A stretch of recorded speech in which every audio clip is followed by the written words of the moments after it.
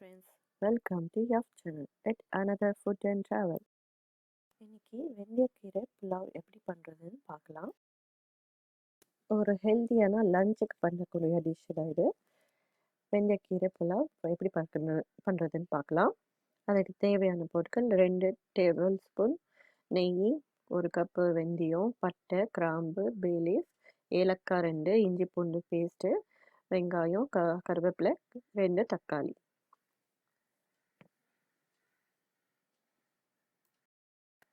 இது வந்து அரிசி 1 கப் எடுத்திருக்கேன், 1/2 கப்பு பட்டாணி. இது வந்து மசாலா அரைக்கிறதுக்கு தேங்காய், பச்சை மிளகாய், கொத்தமல்லி, புதினா இதெல்லாம் அரைச்சி எடுத்துக்கலாம். முதல்ல அரிசி நல்லா கழுவி எடுத்துக்கலாம். இது ஜீரக சம்பா அரிசி தான் எடுத்திருக்கேன்.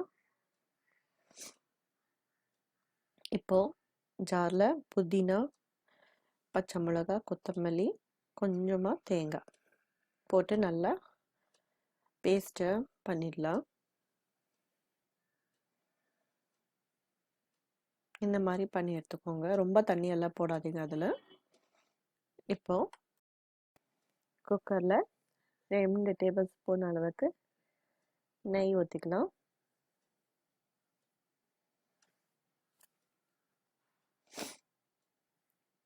பே லீஃப், ஏலக்காய், பட்டை, கிராம்பு போட்டுக்கிட்டு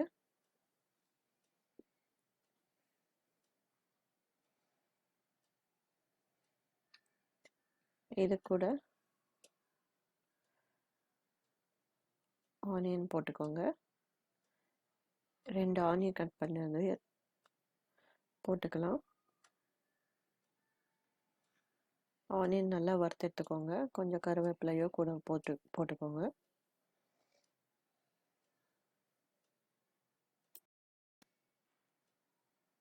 வெங்காயம் நல்லா வறுத்து எடுத்துக்கணும்.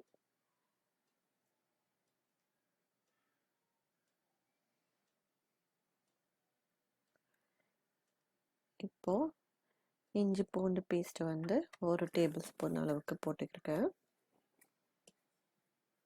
அந்த பச்சை வாசனை போகிற வரைக்கும் நல்லா வறுத்து எடுத்துக்கோங்க.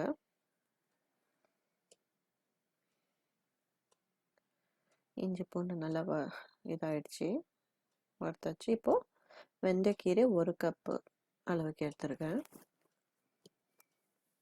பட்டாணியும் கூடவே சேர்த்துக்கோங்க.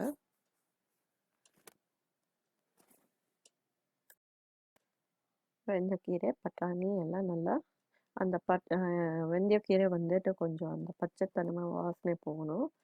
அது வரைக்கும் நல்லா வறுத்து எடுத்துக்கோங்க. நல்லா வதங்கிடுச்சு. கீரை கூட 2 தக்காளி போட்டுக்கலாம், நறுக்கி வச்சது.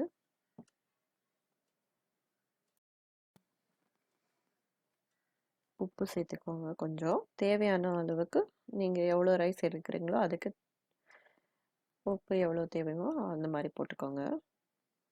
தக்காளி கூட நல்லா வதங்கிடுச்சு. இப்போது நாங்கள் அரைச்சிருந்தோம்ல அந்த பேஸ்ட் போட்டுக்கலாம்.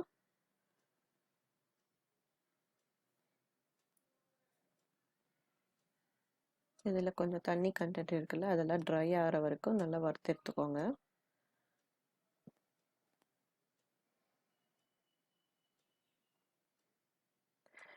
நான் வந்து 1 கப் அரிசி போட்டிருந்தேன், அதுக்கு 2 கப் அளவுக்கு தண்ணி ஊற்றுக்கிறேன். நீங்கள் 1 கப்புன்னா 2 கிளாஸ் தண்ணி ஊற்றிக்கணும். 2 கிளாஸ்னா 4 கிளாஸ் ஊற்றிக்கணும். அதுக்கேற்ற மாதிரி நீங்கள் தண்ணி மிக்ஸ் பண்ணிக்கோங்க. இப்போது கழுவி வச்ச அரிசி கூட இதில் சேர்த்துக்கலாம்.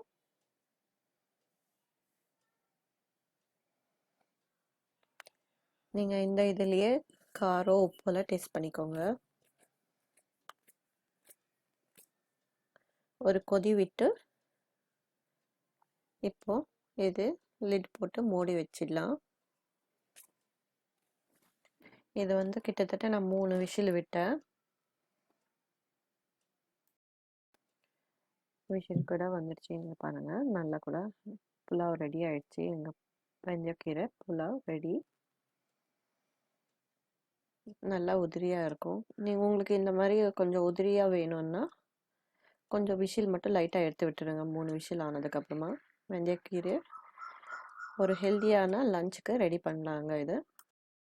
இந்த டிஷ் உங்களுக்கு பிடிச்சிருந்தா லைக் பண்ணுங்கள், ஷேர் பண்ணுங்கள், சப்ஸ்கிரைப் பண்ணுங்கள். தேங்க்ஸ் ஃபார் வாட்சிங். Subscribe to YAFT channel.